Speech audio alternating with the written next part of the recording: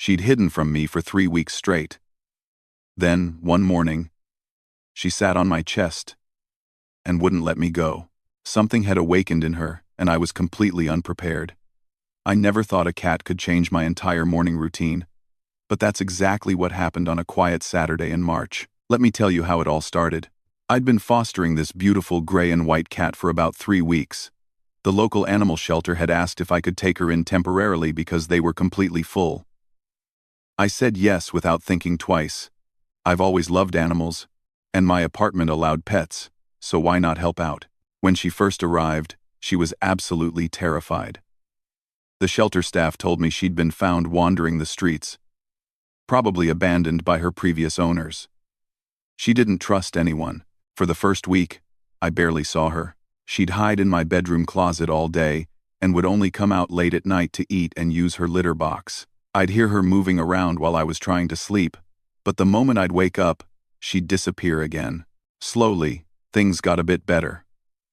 By the second week, she started sitting in the corner of my living room, watching me from a distance. I'd talk to her softly while I watched TV or worked on my laptop. I never tried to force her to come closer. I figured she needed time and space to heal from whatever she'd been through. By the third week, she'd occasionally walk past me without running away. Once or twice, she even sniffed my hand when I offered it. But she never let me pet her properly. She was still very much a scared, independent cat who just happened to live in my apartment. That Saturday morning, I'd stayed up late finishing a project for work.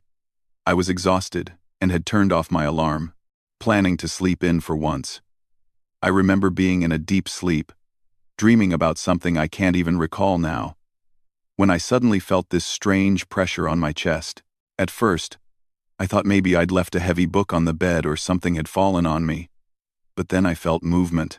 My eyes shot open, and there she was, sitting right on top of my chest, staring directly into my face. Her green eyes were huge, pupils dilated like she'd seen a ghost. Her tail was twitching back and forth in this rhythmic pattern I'd never noticed before. I froze. This was the cat who wouldn't come within 5 feet of me, and now she was literally sitting on me. I didn't want to move and scare her away. We just stared at each other for what felt like forever but was probably only 10 seconds. Then she did something even more surprising. She started kneading her paws on my chest, right through the blanket. You know that thing cats do when they're really content, pushing their paws in and out like they're making bread? Yeah, that. But she'd never done this before. Not once in 3 weeks. The purring started next. It wasn't a gentle, quiet purr either. It was this deep, rumbling sound that I could feel vibrating through my entire ribcage. It was so loud I thought something might be wrong with her. Maybe she was sick?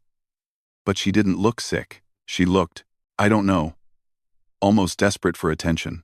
Very slowly, I lifted my hand from under the covers. I was scared she'd jump off and run away like she always did. But she didn't. Instead, when my hand got close to her head, she pressed her face into my palm so hard that my hand moved backward. She was forcing me to pet her. This was completely different from any behavior I'd seen from her before.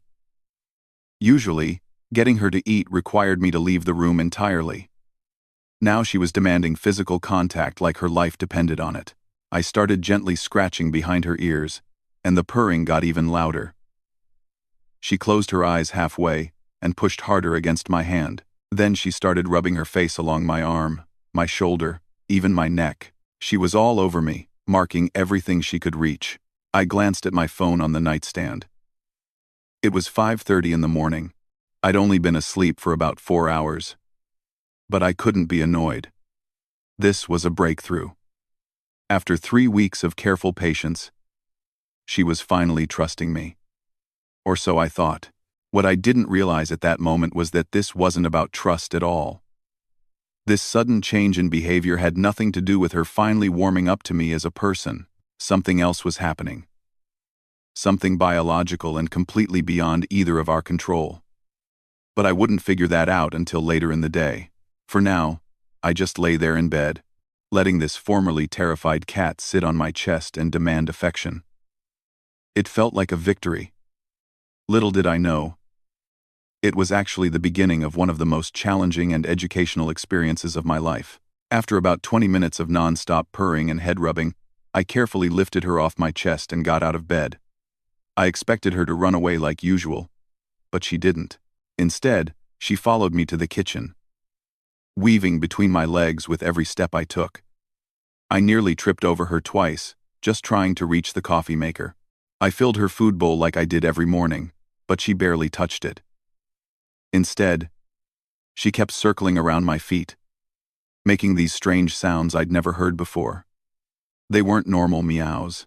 They were longer, more drawn out, almost like she was calling for something, or someone. I sat down with my coffee and started searching on my phone. Why is my cat suddenly very affectionate? I typed into the search bar. The results that came up made my eyes widen. Almost every article mentioned the same thing: female cats in heat. I read through article after article, and every symptom matched exactly what I was seeing.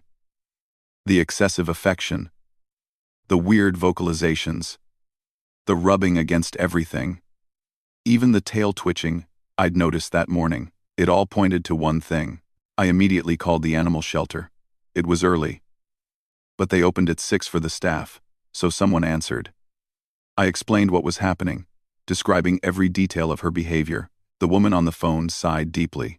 "Oh no, I was afraid of this," she said. "Let me check her file real quick." I heard typing in the background, then another sigh. "Yeah, she was supposed to be spayed before we sent her to you. It says here the surgery was scheduled, but there's no record of it actually being completed. We've been so overwhelmed lately that things have fallen through the cracks. I'm really sorry." She explained that at around 8 months old, which was apparently this cat's age, females typically experience their first heat cycle. It usually lasts about a week, sometimes longer. During this time, they become extremely vocal, affectionate, and restless, because their body is telling them to find a mate. "So what do I do?" I asked, watching the cat roll around on my living room floor in a way that seemed almost uncomfortable. "Keep her indoors, definitely. Make sure all windows and doors are secure. Male cats can smell a female in heat from incredibly far away, and they'll do anything to get to her. Schedule a spay surgery as soon as possible, but most vets won't do it while she's actively in heat. You'll probably have to wait until this cycle is over." I thanked her and hung up, feeling completely overwhelmed. I'd signed up to foster a quiet, shy cat.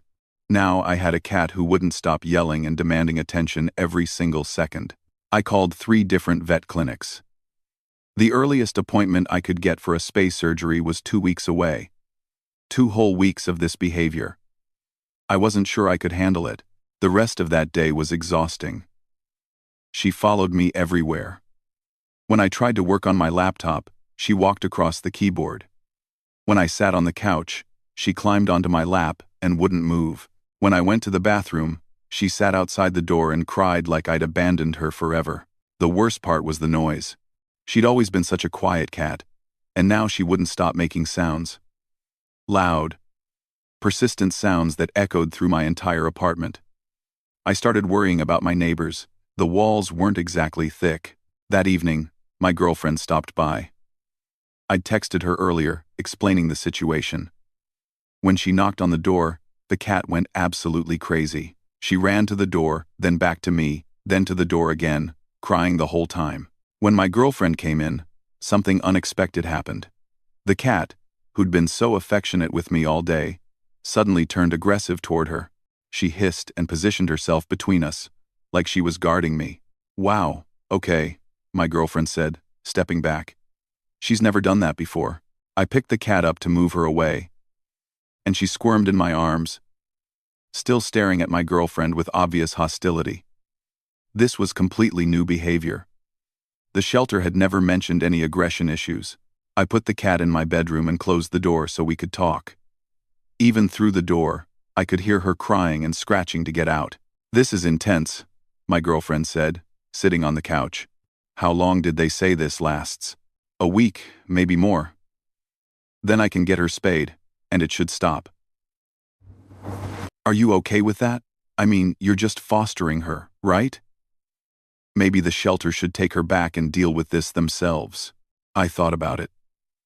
Logically, that made sense. This wasn't what I'd signed up for. But something stopped me from agreeing, despite the chaos. Despite the exhaustion and the noise, and the constant demands for attention. I felt responsible for her now. She was going through something she couldn't control. And I was the only person she had. I think I'll stick it out, I said. She needs stability right now. Not another change. My girlfriend smiled. You're getting attached to her, aren't you? Maybe I was. I hadn't really thought about it that way. But she was right. 3 weeks ago, this cat was just a temporary guest. Now, seeing her so vulnerable and driven by instincts she didn't understand, I felt protective of her. The next morning started exactly the same way. 5:30, pressure on my chest, intense staring. It was like she'd decided this was our new routine, whether I liked it or not. I gave up on sleeping in, and just accepted that my mornings now belonged to her. I started researching everything I could about cats in heat. I learned that the behaviors weren't just random, they had specific purposes. The rubbing was her way of spreading her scent, the vocalizations were calling for a mate, the increased affection was her seeking comfort and attention because her body was confusing and uncomfortable. Understanding the why behind her actions made them easier to deal with. She wasn't trying to drive me crazy. She was just following ancient instincts that had been programmed into her over thousands of years of evolution, but understanding didn't make it less challenging. By day 3, I was running on very little sleep. She'd wake me up multiple times during the night with her crying. My neighbors had started giving me looks in the hallway. One even asked if my cat was okay because the sounds were so loud and persistent. Work became difficult too. I was working from home that week, which should have been convenient, but she made it nearly impossible to focus. During one video meeting with my boss, she jumped onto my desk and knocked over my water bottle, then started yelling directly into the camera. My boss laughed, thankfully. But I was embarrassed. I tried everything to keep her calm. I bought new toys, thinking maybe if I tired her out, she'd be quieter. She had zero interest. I put on calming music designed for cats. She ignored it completely. I even tried giving her extra treats, but she barely ate anything. Food wasn't what her body was telling her she needed. The only thing that seemed to help, even temporarily, was physical attention. So I spent hours each day just sitting with her, petting her, talking to her softly. My hand would get tired from all the stroking, but it was the only way to give both of us any peace. On day 5, something scary happened. I'd ordered food delivery and went to open my apartment door to grab it from the delivery person. The cat must have heard the movement in the hallway because she shot toward the door like a rocket. I barely managed to block her with my leg and slammed the door shut before she could escape. My heart was racing. If she'd gotten out into the hallway, she could have found a way outside. And if she'd gotten outside in this condition, with her instincts telling her to find a male cat, she'd probably disappear. Or worse, she could get hurt or end up pregnant. I realized I needed to be way more careful.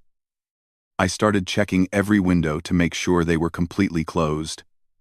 I put a towel under my front door to block the gap at the bottom. I became paranoid about her escaping. That evening, I was sitting on my couch, exhausted, with her curled up on my lap for the 100th time that day. She was purring again, kneading my leg with her claws even through my jeans. It kind of hurt, but I didn't want to move her. I started thinking about what the shelter coordinator had said about adoption. They'd mentioned that if I wanted to keep her permanently, I could. Fostering sometimes turned into adoption. They'd said, it happened all the time. A week ago, I would have said no without hesitation. I'd never planned on keeping her. I had a busy life. I traveled sometimes for work. And I wasn't sure I was ready for a permanent pet commitment. But now, after everything we'd been through this week, I couldn't imagine giving her back. Despite the chaos, despite the sleepless nights and the constant demands, I felt connected to her in a way I hadn't expected.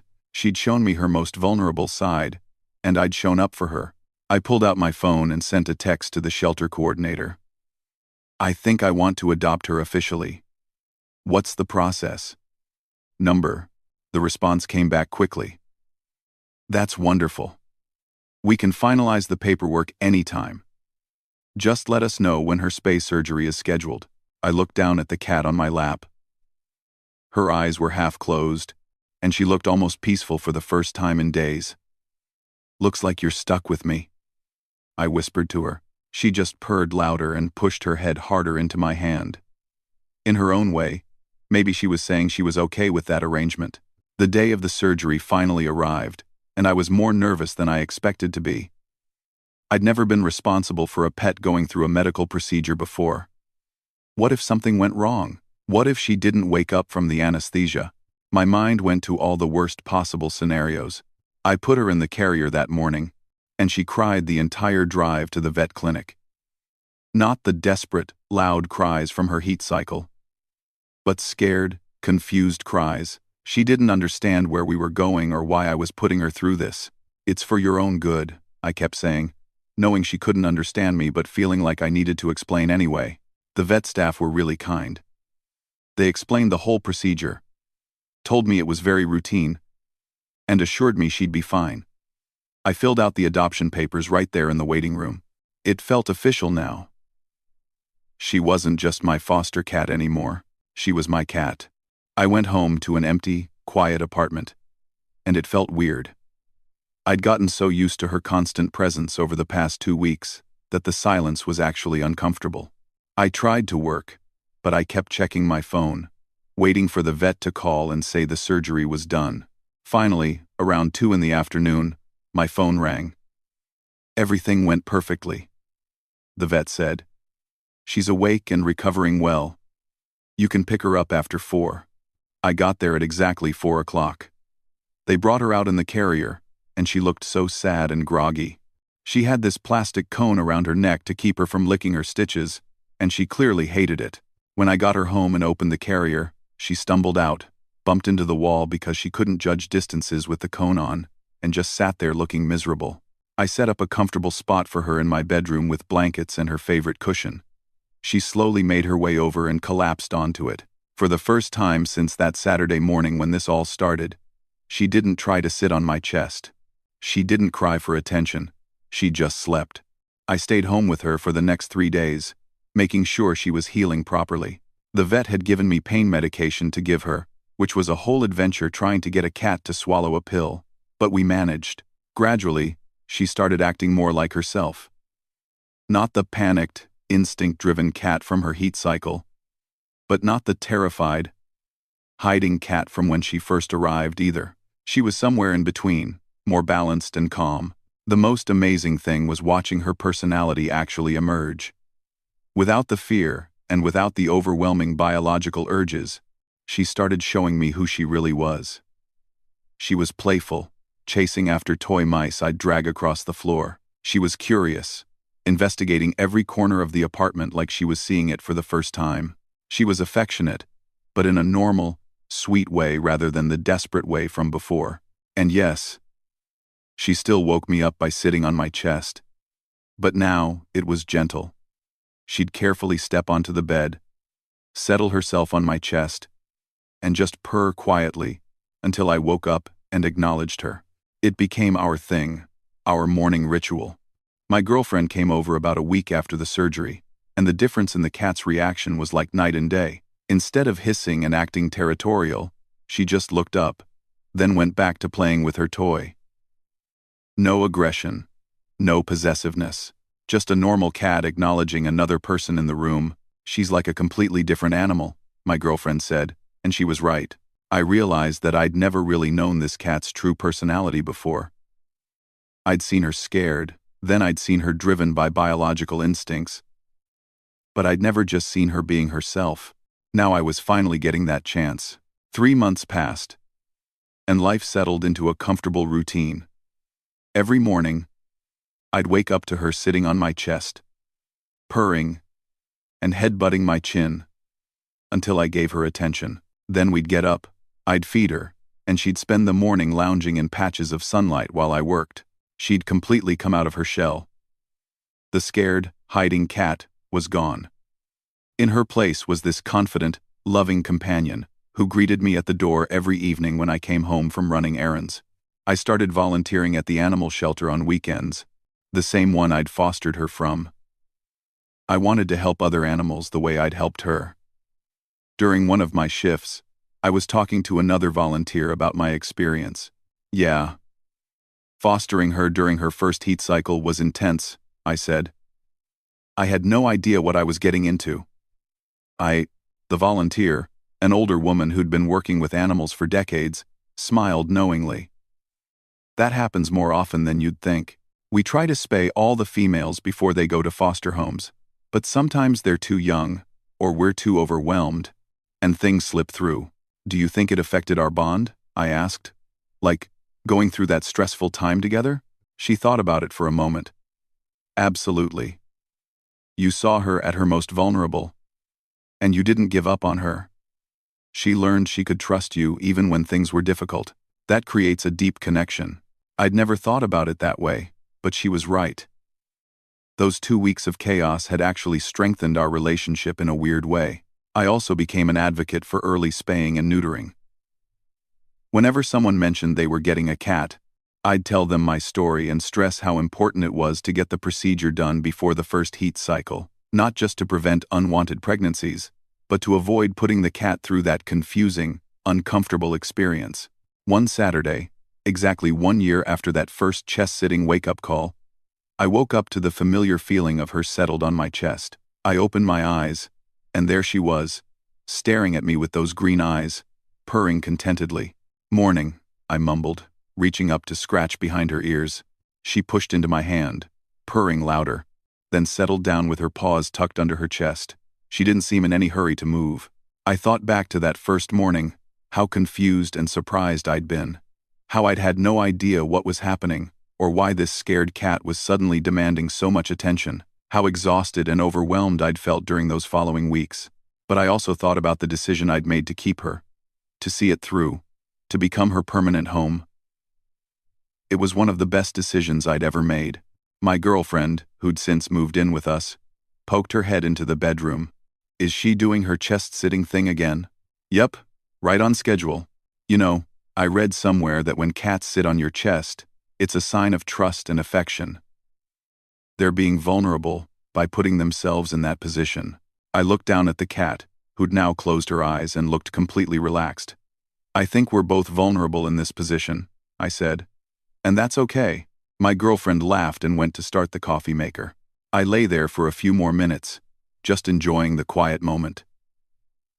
This simple morning ritual, which had started as a biological urgency during her heat cycle, had transformed into something meaningful. It was our way of connecting, of starting each day by acknowledging each other. Sure, it meant I couldn't sleep in on weekends. Sure, it meant waking up with cat hair on my face and sometimes her paw accidentally stepping on my throat. But it also meant having a companion who loved me, who trusted me, who chose to spend her mornings sitting on my chest instead of anywhere else in the apartment. People often ask me if I regret fostering her, if I wish I'd sent her back to the shelter during that difficult heat cycle. The answer is always no. That experience taught me about patience, about commitment, about showing up for someone even when things get hard. It also taught me about instincts, both hers and mine. Her biological instincts drove her to seek attention and security. My instincts drove me to protect and nurture her. In a strange way, her mating instinct triggered my caretaking instinct. Now, when I tell people the story of how I adopted my cat, I always start with that Saturday morning. "She sat on my chest to wake me up," I say, and everything changed after that. Because it did. That one moment led to 2 weeks of chaos, which led to a decision to adopt, which led to a year of companionship and love, all because a cat followed her instincts and sat on my chest. She shifted position slightly, stretching out her front paws and extending her claws just enough to knead gently on my shirt. I smiled and closed my eyes, content to stay right where I was for a little while longer. This was home, this was family, and it all started with a wake-up call I never expected.